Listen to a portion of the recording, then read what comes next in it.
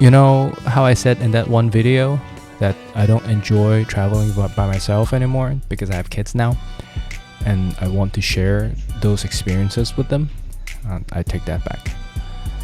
Let me clarify. If I have to choose to travel by myself or to stay home, I would stay home. But if I have to choose between traveling by myself or with my kids, I would travel by myself. Because guess what? Traveling with a baby and a toddler, holy shit. First of all, because we live in Hong Kong, which when it comes to traveling, it's basically a city-state. What I meant by that is if we want to leave the city to go anywhere, we have to go through immigration. And I'll tell you what, going through immigration and customs with kids, it's tough, man. When I travel by myself, the whole process is basically as fast as I can walk through the place because of facial recognition and all. Some people may think it's dystopian, but you know, whatever, it was fast. But with kids, that's not an option. Everyone have to go through a manual checkpoint instead. And because of how popular and efficient the automatic checkpoints are, there are less manual checkpoints now compared to, say, 10 years ago. And you're basically stuck in the same line with other families and mostly older people who can't figure out how technology works. I don't have any footage from immigration because you're not allowed to film there. And also I don't have a lot of clips from this trip because it was so hectic. So some of these clips are actually from my work trip a month later. So just to test things out to see what's it like to travel with kind of a newborn with the youngest child, we decided to take the first trip ever as a family of 4 plus my mom, so a family of 5, just to go across the border to Shenzhen for the weekend. It's basically like going into New Jersey from New York. It's just a subway ride away, except there's a border crossing in the middle. Also, this was back in August, and it was hot. When you're traveling with kids, you should look at the temperature and just add 10 degrees to the feel-like temperature, because that's what it's like. A lot of it is just from just holding them when they're tired, but a lot of it is just from stress.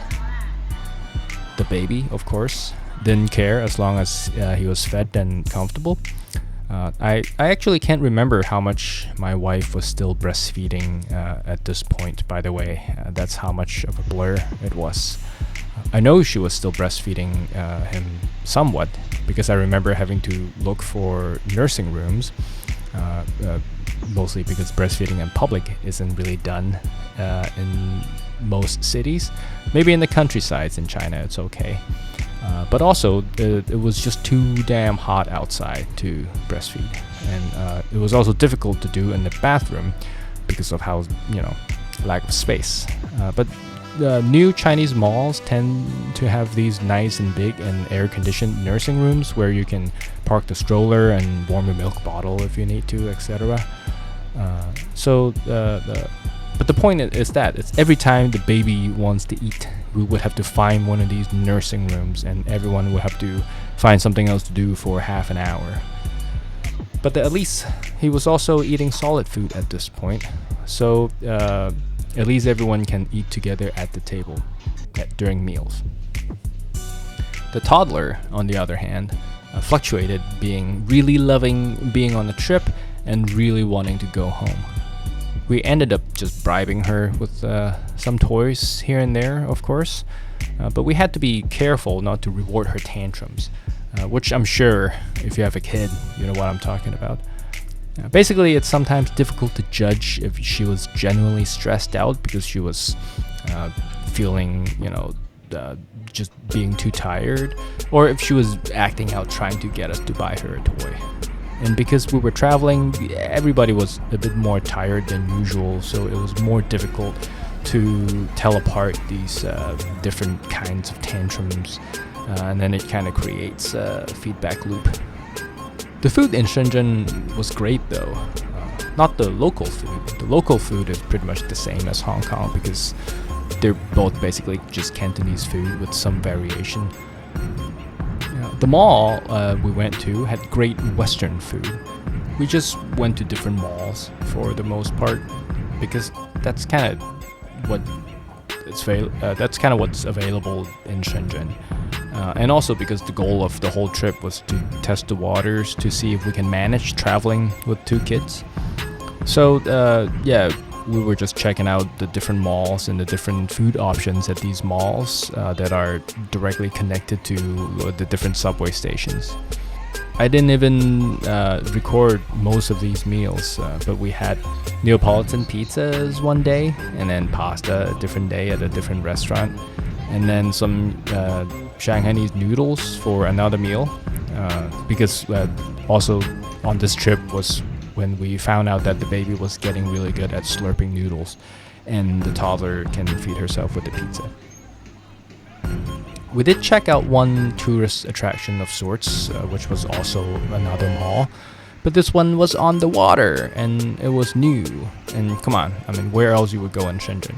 I know there are also really nice beaches, but the baby was just 9 months old at the time, and what are we gonna do at the beach? Just let him eat sand? And it was too hot for the beach actually. Yeah, so anyway, we went to this mall called Old Bay. Bonus points for sounding like Old Bay, which for those of you who are not familiar with Old Bay, that's just a brand of seasoning from the US, from Maryland, which I really liked. It was a flashy new mall with a huge Ferris wheel, kind of like National Harbor back in DC. But we didn't spend too much time walking around because it was just too hot in August.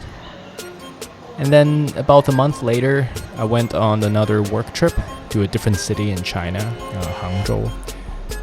And it was nice-ish to get away from the family for a little bit. I do get the appeal. I've met people who express how much they enjoy traveling away from their kids. And I mean, I do kind of get it, but I think it does take another leap to want to kind of brag about how much you like being away from your kids. Anyway, the work trip was pretty relaxing, but I did miss and worry about my kids the entire time.